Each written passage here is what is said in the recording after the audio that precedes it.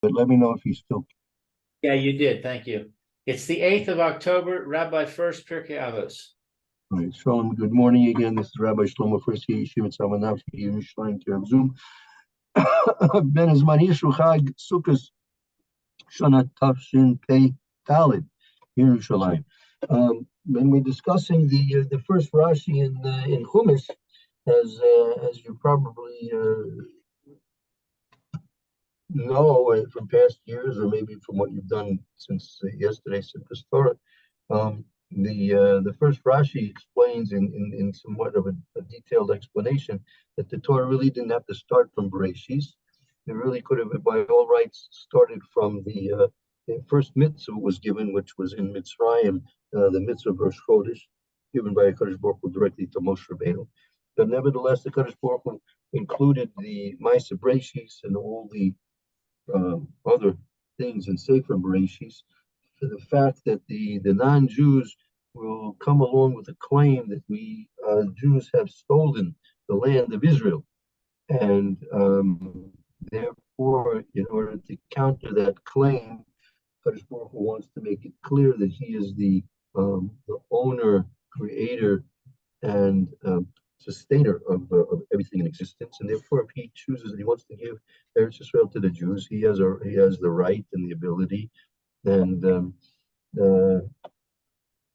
He's making that known in His Torah that we should do that. So the question is, well, we know very well if you look through history all the way up and down the line that the non-Jews also I'm not sure how many of the present countries, or even throughout the history of the Jews or the non-Jews, they are very well and equipped and capable of stealing land from one another, and they've done it, and they continue to do it, and that's the way it goes, right? That's the way it goes. So why should we be overly concerned if there's going to be a question about the ownership rights of Eretz Israel because of the Jews invading and conquering they've done it themselves. So we don't have any greater need apparently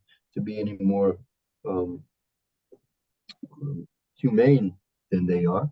So why does the Kadosh Baruch Hu go out of His way, so to speak, to write in His Torah all the things that we need to be able to counter this claim of the non-Jews, right? So Roy was in the middle of an explanation a little bit about it, which I had crossed my mind the same type of explanation. Roy, you want to just summarize what we had spoken about up till now? Goodness. Could I get my memory back? Yeah, we were talking about that. Why is it that the world is? The assumption is that the world is anti-Semitic. And I said it's not an assumption. And then you asked why. The question is, why are they anti-Semitic? And I said that there's one of the reasons. I mean, there's a lot of reasons, of course, but one of the reasons was that they're what do you call it? I've forgotten the word. They have the inferiority complex. Yeah, right. They've got an inferiority complex, so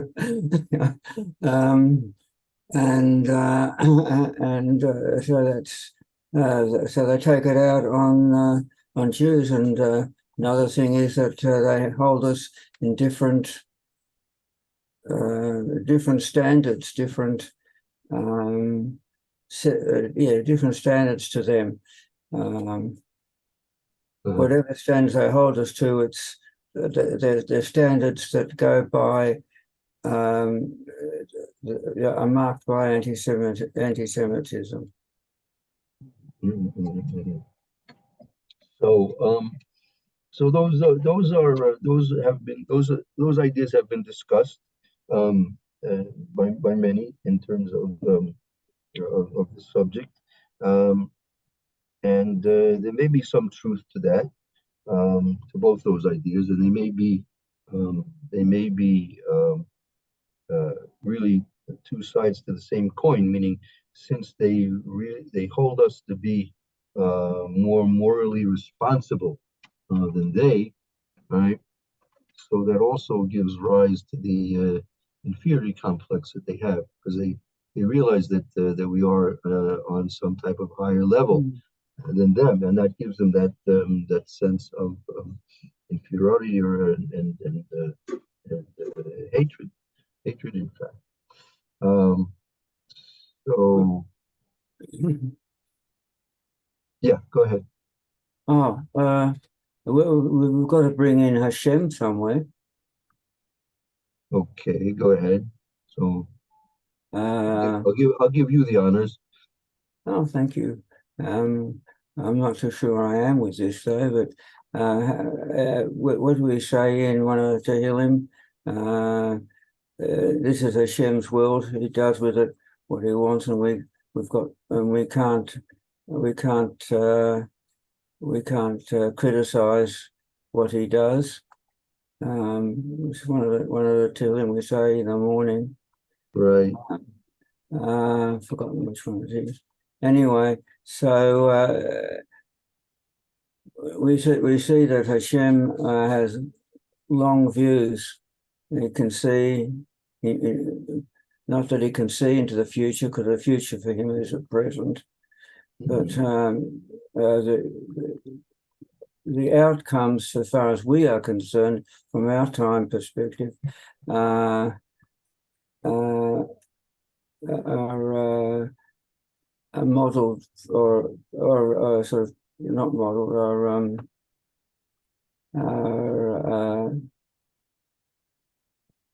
are given by what Hashem does, and it's usually it's always to our benefit. There's a classic examples of saying like, you smack your child because he ran across the road, and the child takes exception to that. But if you didn't do that to him, he'd run across the road and get struck by a car next time. But he won't do it next time because he's had the experience of what happens. Things like that. Right. So yeah, since now we brought the Kadosh Baruch Hu into the picture, so I think we can upgrade our explanation a little bit in the following way, meaning really to tell you the truth, if the way I understand it is really the Goyim would have no complaints against the Jews if and when we are doing the will of a Kadosh Baruch Hu. In fact, the Goyim would and naturally feel very happy with us seeing that we're fulfilling the will of a Kadosh Baruch Hu perfectly, as Hashem wants us to. And if we would so do so, they would be very happy and there would be no complaints against it whatsoever. The only time we have difficulties and they're going to bring level complaints against us if we're not going to be following the will of a Kadosh Baruch Hu. That we're going to be somewhat lax in keeping his Torah and his mitzvahs, and that's going to bring a complaint against us. And the complaint is not simply the complaint of that he's given us the Torah, accepted the Torah, and we're not abiding by it, but it's also going to be a complaint by the non-Jews as well. So this complaint that we stole there, it's Israel, it's not something which is always going to be there. So it's going to be particularly enhanced and pronounced.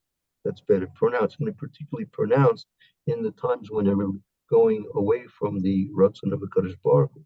Meaning, if we would be keeping the Ratzon of a Kadosh Baruch Hu, the will of a Kadosh Baruch Hu, then, as I said, the non-Jews would be very happy with us. But it's I actually disagree with that. Yeah, go ahead. I disagree that they would be happy. They've got, for example, we've got people manufacturing outright lies about us. Even though we do something nice, they counter that with a lie that makes it bad. And they're very happy to do that. That's when they're happy. And they won't see, they won't understand, they won't see beyond that. Some will perhaps, but I think the majority of them have got inalterable genes Well, that no, go against us.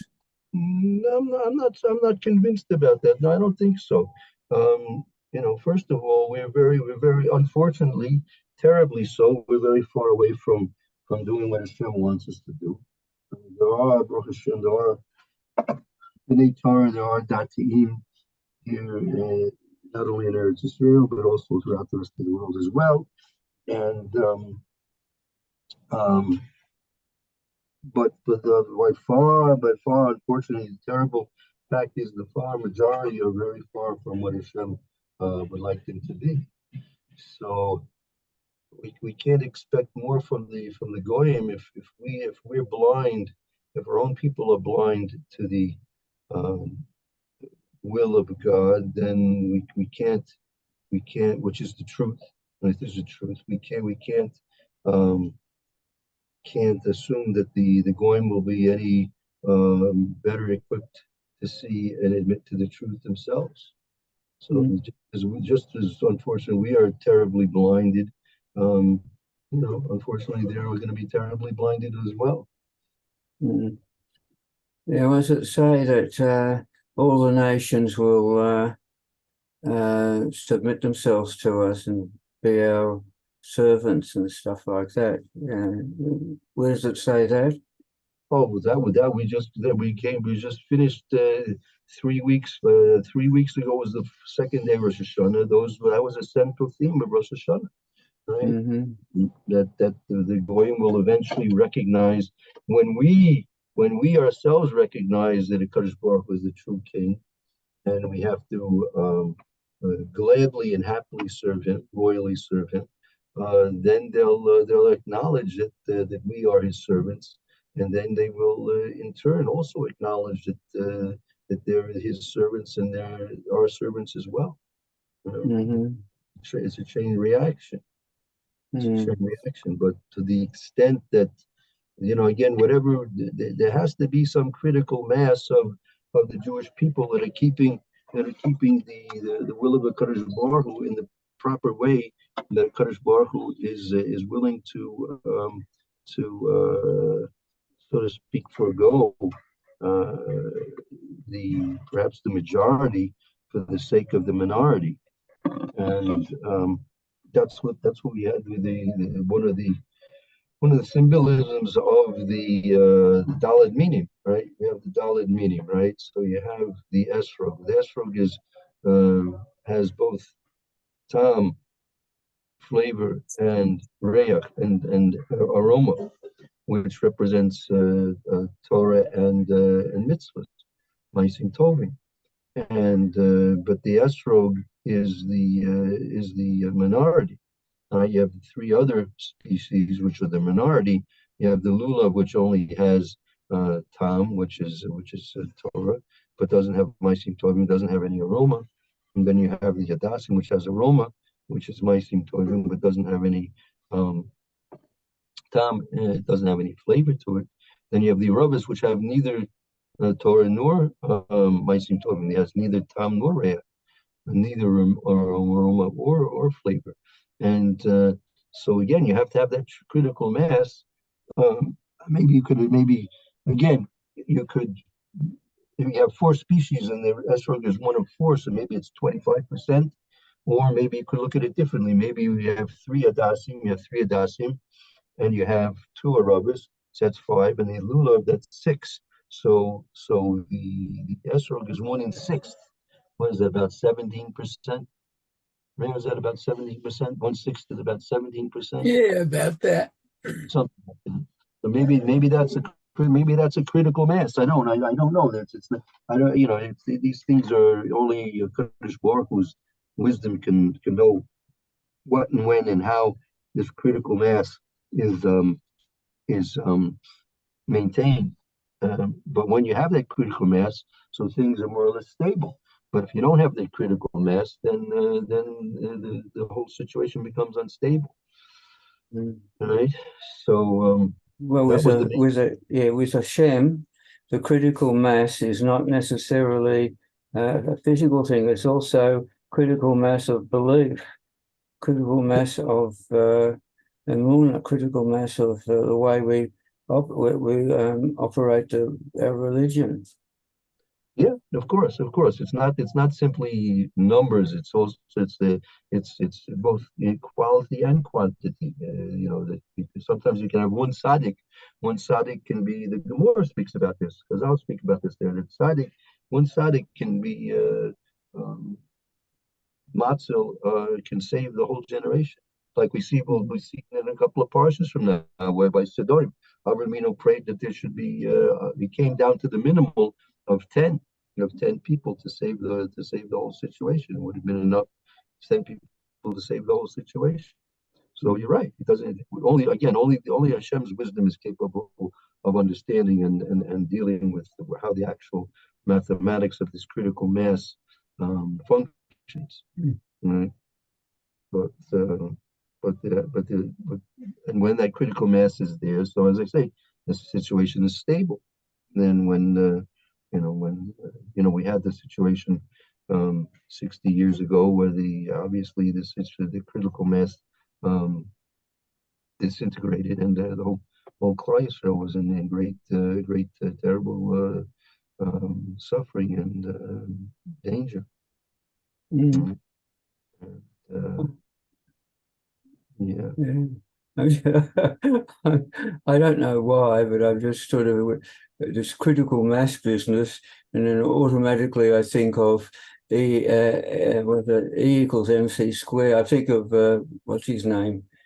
Einstein. Yeah, and wonder if that is applicable somehow or other in another level. But it just occurred to me just like that, only because of the term critical mass. Yeah, Anyway, possibly, I don't know. Okay, something to think about. oh. Yeah. But All but you were right again. It seems to me that there's a purpose for the non-Jews being in the world, and that is to be the agents of Hashem to carry out His will. That when we are behaving properly, then they'll be disposed towards us, and when we're behaving improperly, they're disposed against us. Yeah, there are Gemaras there. There are Gemaras that discuss this point, of course, definitely. So Akash Baruch Hu created them. Look, our proper role, as we mentioned just a few minutes ago, that one of the themes of Rosh Hashanah is to even Akash Baruch Hu's loyal servants, right? So we're his loyal servants. We're, so to speak, the members of Akash Baruch Hu's government. Okay, we're the members of Akash Baruch Hu's government. So if we're doing our job, if we're fulfilling our governmental, imperial, religious duties to Hakadosh Baruch Hu, so the whole world functions properly, right? And if we're not, so the world doesn't function properly. So people are very happy with the government and government officials if the things are running smoothly. But if things are not going to run smoothly, then they're not going to be happy with the government and the government officials. Just in terms of a very basic analogy. I've forgotten the name of the Rav, but he said that what's happened to us now with the Hamas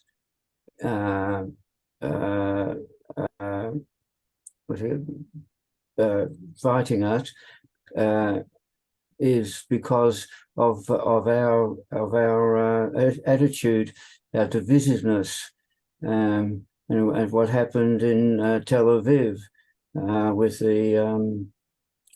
the disruption of Yom Kippur davening by the secular people. and the hatred that some seculars have for religious people. This has all sort of come to a head with the with this war that we're under right now at this moment. Well, I'm not exactly sure. I didn't follow. I mean, I heard. I didn't hear so much. What actually happened on Yom Kippur in Tel Aviv? What occurred there? On Shabbos morning, the Hamas invaded southern Israel. They behaved like the Nazis behaved, and they killed indiscriminately over 200 Jews in the settlements there, the villages there, and they took hostages and they placed the hostages in the tunnels, families included, old people, young people, doesn't matter. They targeted everybody, and they put them in the tunnels so that the Israeli army couldn't bomb the tunnels where they were storing their ammunitions, because they'd killed their own hostages. They've destroyed a lot of things, a lot of places. It's very similar to the Russians going into Ukraine, and they desecrated bodies and like that. So it was really bad, and it's still going on.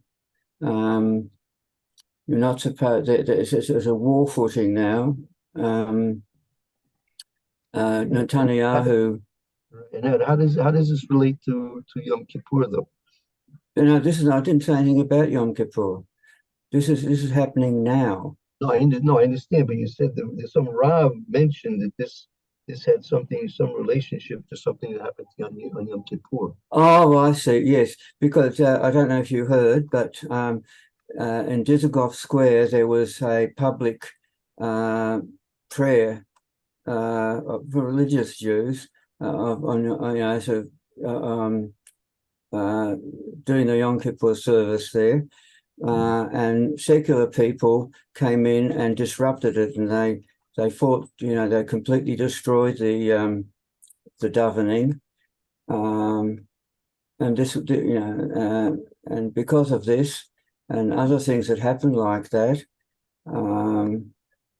there came. It was the last straw for Hashem, and so Hamas has come into us to set us straight in a way. Already the Israeli government is coming together, putting aside their differences, which they should have done in the first place. Okay, well, yeah, okay, I see what's going on. Yeah, look, everything happens with Hashgacha Pratis. Rabbi Chanan Wasserman, Hashem Yikam Dama, writes in his essays having to do with Ikvitz the Meshicha, that you have to realize that when there's throughout all generations, he explains that throughout all the generations, the Jewish people, we're talking about the Torah. I mean, there was no other Jewish people accepted throughout the history except with Torah, and we always had the ability to, not to the extent that we had in the time when there was a Beis Hamikdash and there was a Sanhedrin, but we always had the ability to govern our own affairs and to keep check and to keep law and order, both socially and religiously. And he writes there, the when the reins of this power of social and religious governorship and legal right to enforce religion is lacking. So then the only recourse that a Kadosh Baruch Hu decides that Klal Yisrael has to become near Duffing. What's a near Duff? Nirdafim, a person's a Nirdafim, he's being pursued. He's being pursued. Roadie, yeah. Roidef, right, from the word roidef, exactly. Roidef is the noun of the person who is chasing, and the nirdaf, the nun makes it into passive. The one who's nirdaf, he is the passive, he is the one who's being pursued, he's being chased. So Kadosh Baruch Hu does this as some compensation for the lack of religious law and order. So, unfortunately, based on what you say, we're reaching these situations, and so yeah, yeah. Um, but it's all with Hashgacha Pratis. We have to realize that the Kadosh Baruch Hu controls every single thing, and there's no suffering in the world that occurs without a Kadosh Baruch Hu's decreeing it, and without a Kadosh Baruch Hu's desire for it. Unfortunately, so I mean, even in the most dreadful of all situations, for example, at the time of Esther and Mordechai, when you had Achashverosh and Haman. So the most terrible, dreadful of all circumstances, it was all done with the Kadosh Baruch Hu's desire and knowledge, right? So if that doesn't change, right, that remains the same, right? That remains the same. Well, under the present circumstances, there's actually no part of Israel that is immune from attack. I think what they want to bomb Tel Aviv and the rest of Eretz Israel, which includes where we live too, where you and I live. We have to be ready to defend ourselves, maybe with hand to hand. I don't know. Get into Miklat should be operative. Look, you know, the people. We last week we were in the sukkah. You know, we were in the sukkah, and part of the mitzvah of sukkah is to give us the faith and the as you mentioned earlier, emunah, faith and trust in Hashem. That Hashem is watchful over everything. And again, there's always what you have to do in terms of what you have to do. What we call the shtadlus, what efforts you have to do according to the laws of nature. You know, we don't cross the street without looking both ways at least once, maybe twice, right? When he crosses the street, he's obligated to look and see if cars are coming, right? Otherwise, he's risking his life unnecessarily. So, well, our shul was disrupted with a bomb warning. We had to go to a miklat during Simchas Torah. Yeah, we heard the sirens also here. But I agree with the idea that you know, when something like this happens, something terrible happens, like this war that we're in the middle of now, you know, we need to ask ourselves why. What is Hashem telling us? But it shouldn't be an excuse to point a finger at somebody else. Yeah, we each of us has to point a finger at ourselves and ask ourselves. Yeah, I mean, look, there are two ways. I agree with you, Lou. There are two things. First of all, each person has to do introspection in and of himself, because no one can claim to be perfect, right? We spent Yom Kippur saying, "Aval, you know, Aval anachnu chatanu," right? Seinu chatanu. We admit that we sin. So everyone has what they can do to improve. And yet, nevertheless, there's a social responsibility. For example, if the Rav speaks, he's speaking on behalf of himself as a representative of the Torah perspective. So he has a responsibility to speak loud and clear about what the situation in general is, right? Yeah, that's definitely valid. Okay. Question. What's next now for us uh, here for at this time. what you're asking in terms of what we're learning, or in terms of what? Oh, in terms of this shield, where are we now with this shield? The shield. Okay, so the Well, shield, this learning. I don't know what to call this. Call right. this So we shield, started. Call it high class. Okay, Yeah.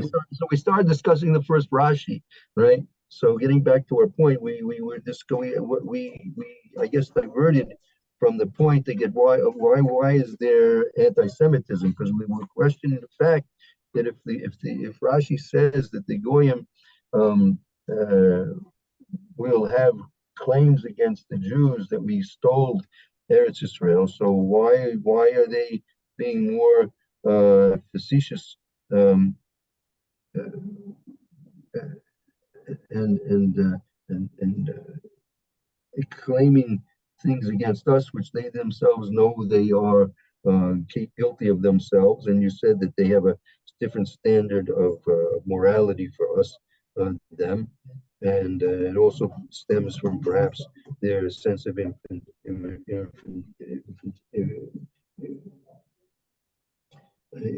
inferiority. And so now we've discussed the point that the goyim, their blindness to the truth is a symptom of our own blindness from the truth. If we blind ourselves to the truth, so we can't expect them to be any better than us. Um, so so that's partial explanation of why Rashi why he is explaining why the Torah had to go out of its way to give us a whole Sefer Bereshis before the first mitzvah of the Torah, which is Rosh Chodesh, which takes place in Parshas I think it's Parshas Bo, Parshas Vayir, Parshas Bo, which is only one or two parshas into Sefer Shmos.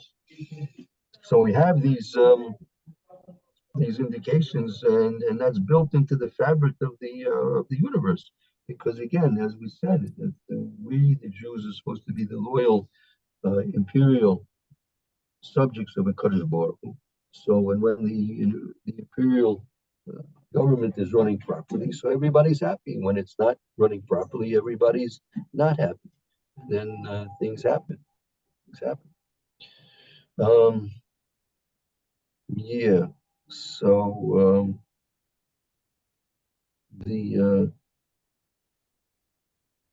yeah, when we're not going to do our job, then we can't expect everybody else to do their job either.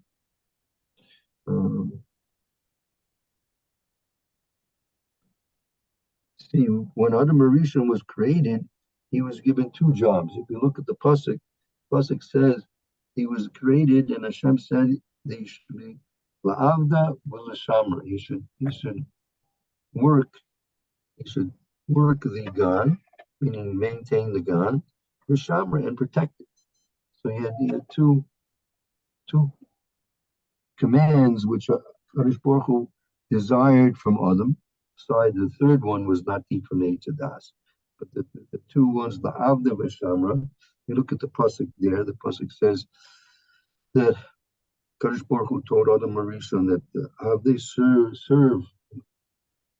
tend to the Gan, meaning Hashem created the Gan Eden. He placed Adam Rishon in Gan Eden, and now he created Adam Rishon as the one who's going to maintain the Gan. He should sustain and maintain the Gan, whatever would be needed to keep the Gan in tip-top order. So that was Adam's tafki. That was his purpose, and l'shamra, and also to protect it, right? Not let anything damaging happen to the Gan. And so that came to an end when Adam ate from the Tzadas. He was banished from Gan Eden, right? So now we're simply left with the Gan Eden, and the Gan Eden is not inhabited. It's not inhabited, and there's no one there to tend to it, and there's no one there to protect it. because I guess unless the Kadosh Baruch Hu himself, whatever needs to be done, then needs to be done. So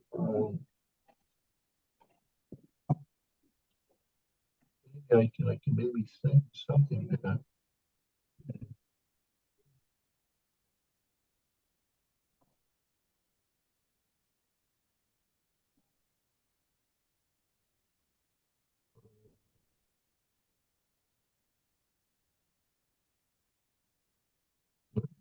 maybe I can prepare something to send out. Sorry, are you, Rabbi Furst, are you talking? Yeah, I was going Oh, to, I'm just looking, I'm talking at the same time. I was gonna find something to send out to you that we can learn inside in text. Let me just oh, give me a moment. Um, uh-huh.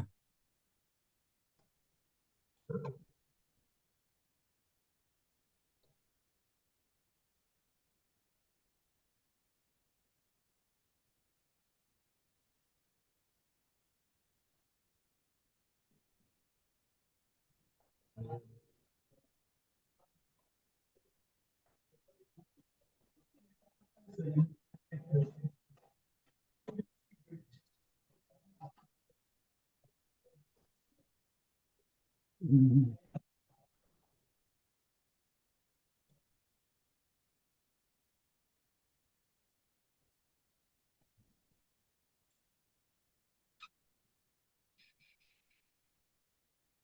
While you're waiting, I've got a warning about um,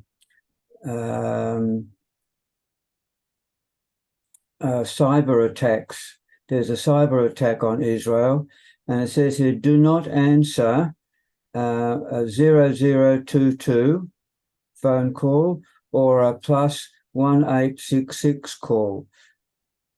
They say your name and then they say press 1 to get help.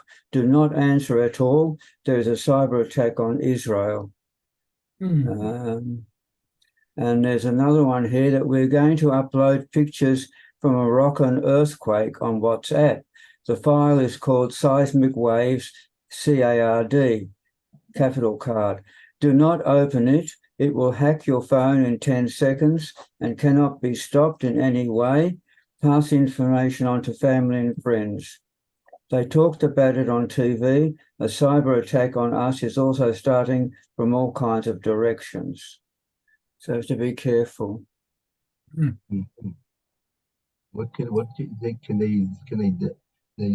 can't turn the phone into a bomb, can they? I don't know. No, they So I can't think, turn the phone into a bomb. What they can do is they can use the phone to get information. Hmm. And in a war situation, information can be very important. Yeah, you have to also, you should also realize, in under these circumstances, you can't always believe what you hear on the news. A lot of the news is, first of all, the news is controlled by the government and military, and they have their own protocols. mm, well, I wouldn't discard this just because of that. I would, if it happens to me, I wouldn't. I'd go by what they say here. Better be sorry. Uh, better not be sorry. But Yeah, what you told us, Roy, is generally good advice anyway. Mm, yeah, It's not that they're saying to do something unusual or do something stupid. They're yeah. just to follow the standard procedures that we should always be following, because there's always hackers trying to hack your phone and hack your computer. mm, Yeah, you get a message from somebody you don't recognize at all. It's always suspect, right? Yeah, absolutely. Anything unsolicited should be treated with great suspicion.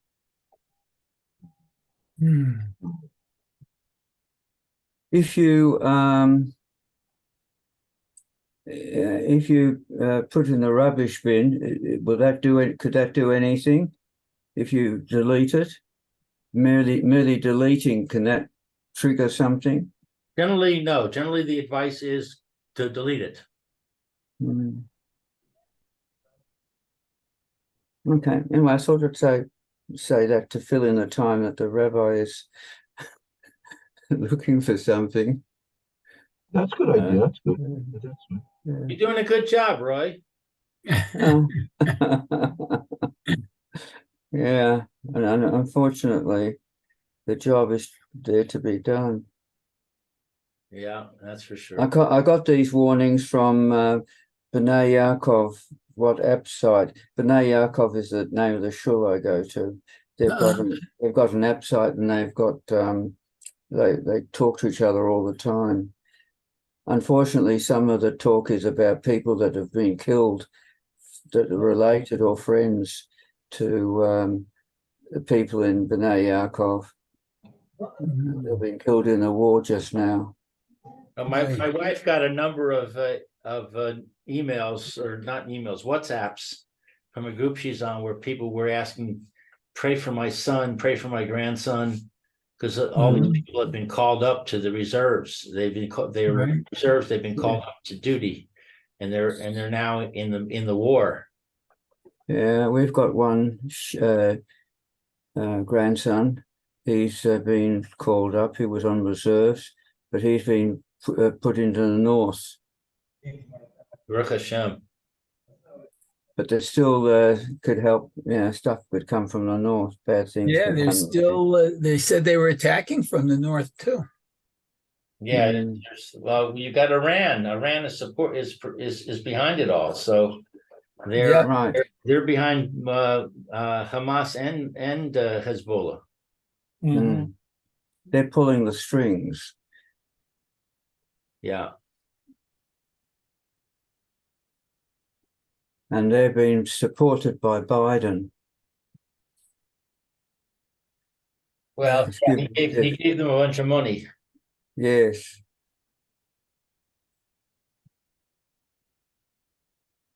Yeah. Okay.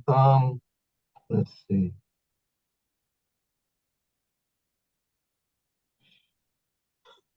Okay, I tell you what. Let's turn our attention to a different Rashi, also in the beginning.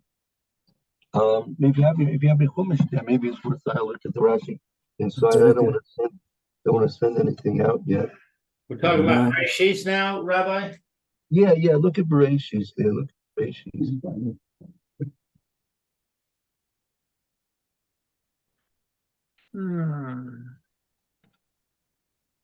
We're going till 10:30. Yeah. Rabbi Levitt is scheduled today. Yes, 10:30. 10:30. Okay. Yeah. Very good.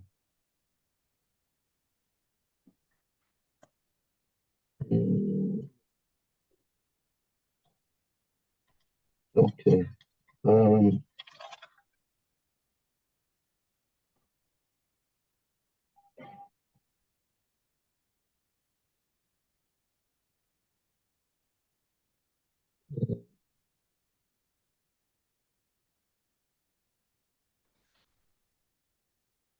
Of course, the first Humash I pulled out at the beginning of the set of 5 was out of order. It was out of order. Okay.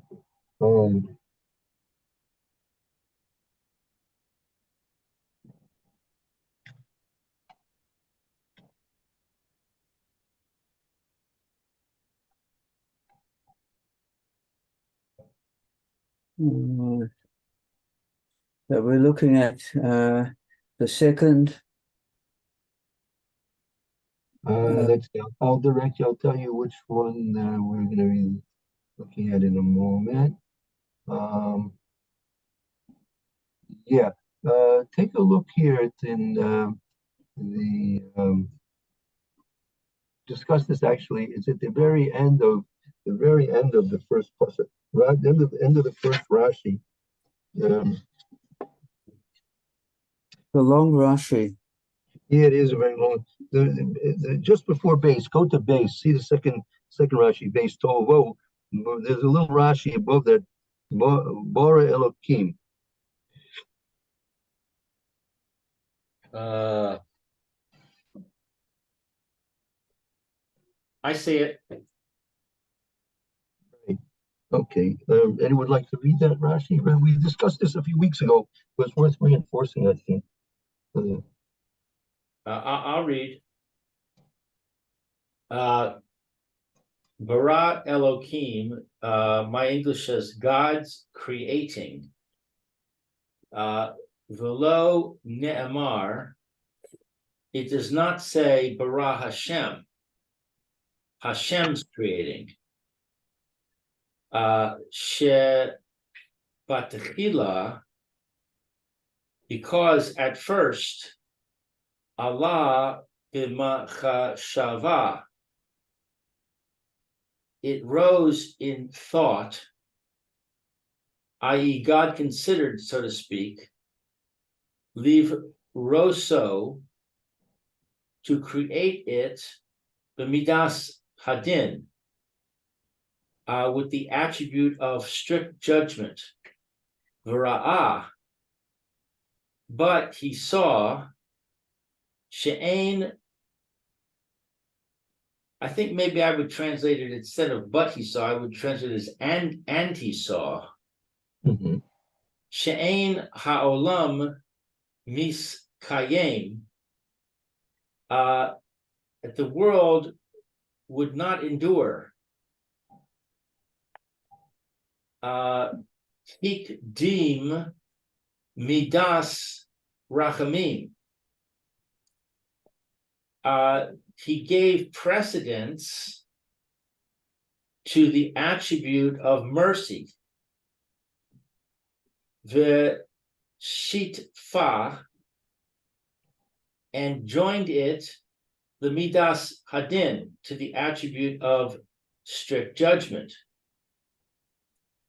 The hayinu dichsiv, and this is that which is written, Bayom Asos Hashem Elokim Eretz V'Shamayim,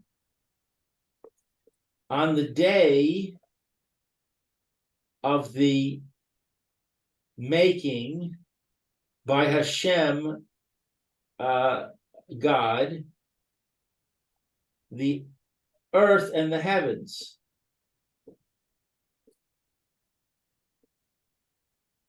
Oh, okay. I don't follow that last sentence. Yeah. Okay. Okay. That's a little bit more problematic. I'd rather we'll see if we can get to that last point afterwards. But let's just discuss what do we see? What's the general point that Rashi's making here? Well, since it's all kiviyachol, I think that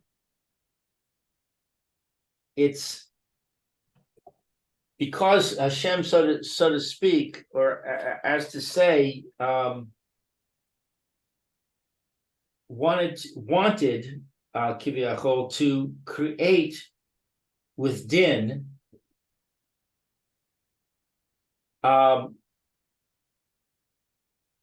That there is a predilection towards din.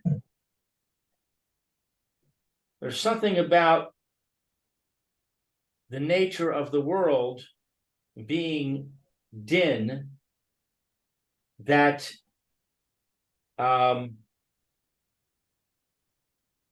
that is very important. But nevertheless, it can't work. And therefore, there has to be this idea of precedence to rachamim.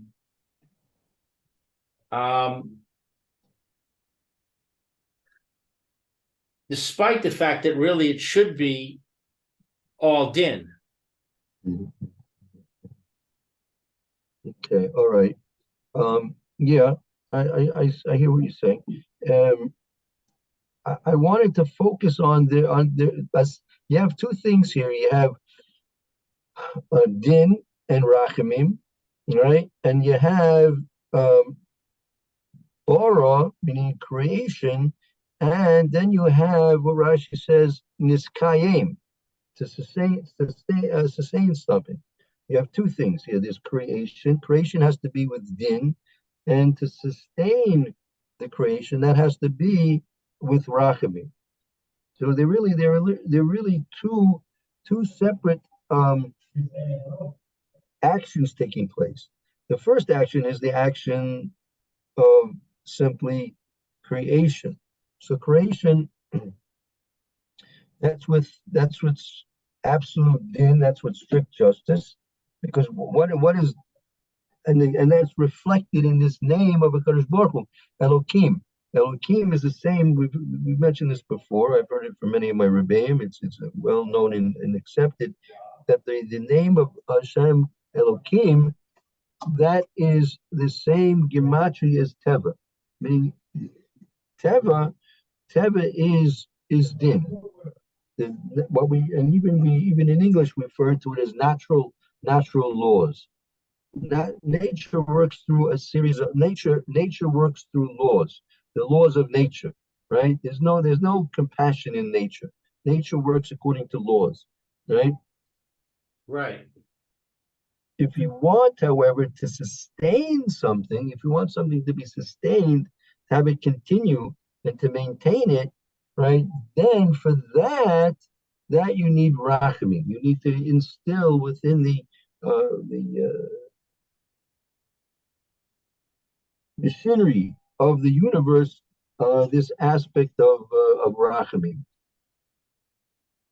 And that's the name of HaKadosh Baruch Hu, Yud Kei Vav Kei. That's Hashem. That's the Shem. That's not Elohim. Elohim is the all the powers and the all powerfulness of HaKadosh Baruch Hu. Strict din, judgment, and laws. And then you have the mercy of HaKadosh Baruch Hu, Yud Kei Vav Kei. But nature works without rachamim. Exactly. Nature is strictly laws. You're not gonna if a person jumps off a cliff, he can ask all the rachamim in the world, unless there's a miracle going to take place, he's going to hit the ground, right? Right, but why do you say that that you can't sustain it? It is self-sustaining. No, well, we just leave nature alone, it'll keep working forever. Well, that's not true. I think entropy, we discussed it a few weeks ago. Entropy theory says that's not true. Entropy theory says that the system's going to eventually lose energy somehow. Yeah, okay. So yeah, in a billion years, the sun will burn out or something like that. Something like that, yeah. Is that what you're talking about when you say sustaining it? That any system, for whatever reason, right? For whatever reason, built into any system is there's going to be some kind of loss of energy of something, however it's going to be, and in order to sustain it, so that you need rachamim to counter effect the effects of this the process of decay. but I would question that because the rachamim doesn't counteract that. The world does have a limited lifetime, be it billions of years or whatever. Well, we know that Hashem said that it's going to last for 6,000 years, so we understand that there is a limit. Kadosh Baruch Hu has a certain see that's what's Tov Ma'od. What we said in the Parsha Breshis, Tov Ma'od was Tov Ma'od. Why is it very good? Very good is that that Rashi explains, if I'm not mistaken, Tov Ma'od is referring to death.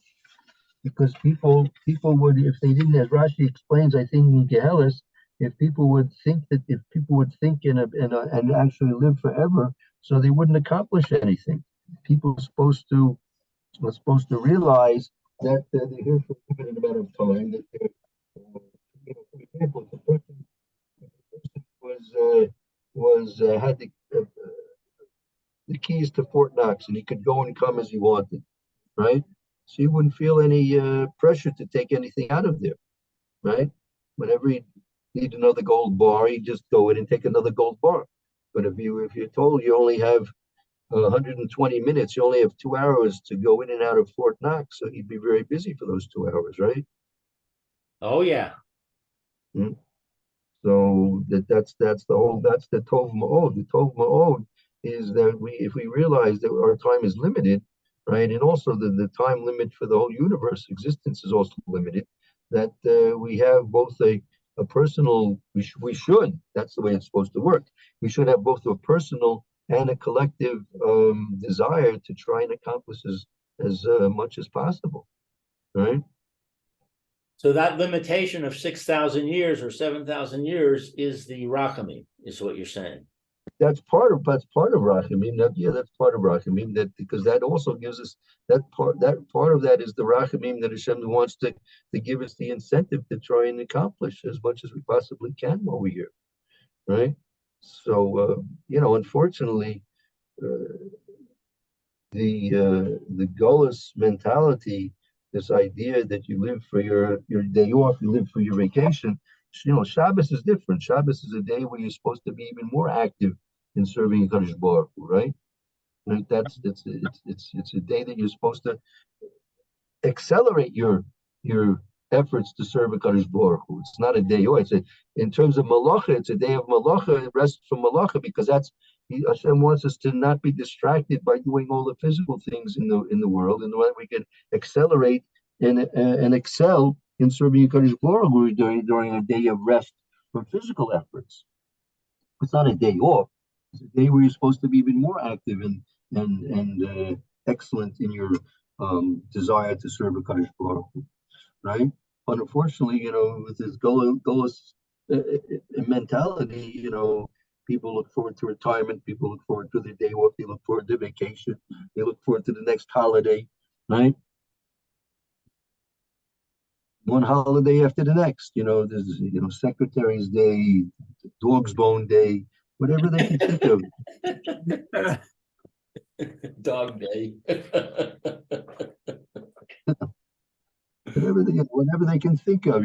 So they're because they're looking for because they don't really enjoy their work and they want to avoid it as much as possible, right?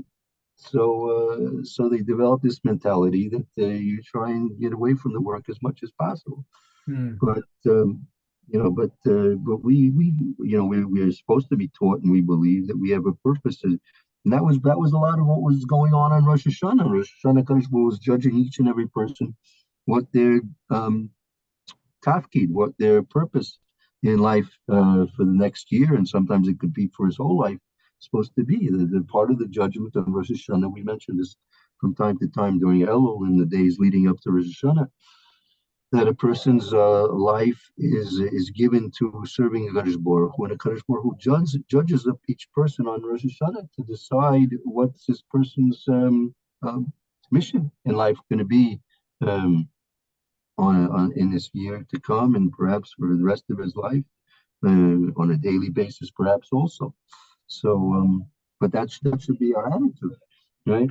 Our attitude should be that we're here to serve a Kadosh Baruch Hu, and to do it in the best possible way, and so therefore, by the compassion that Kadosh Baruch Hu has in limiting our time, is we should try and excel and accomplish as much as possible.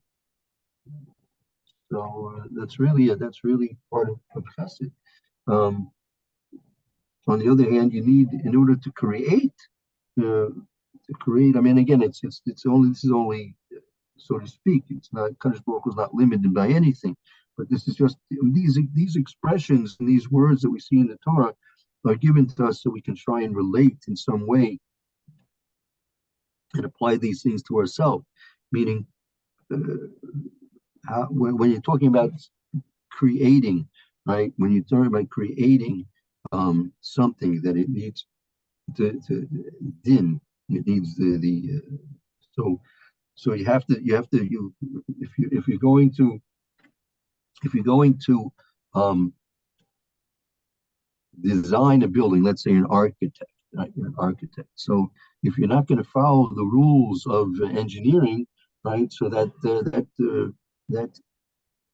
architecture that you're designing could be faulty, it could be even dangerous, right? So you must follow the rules.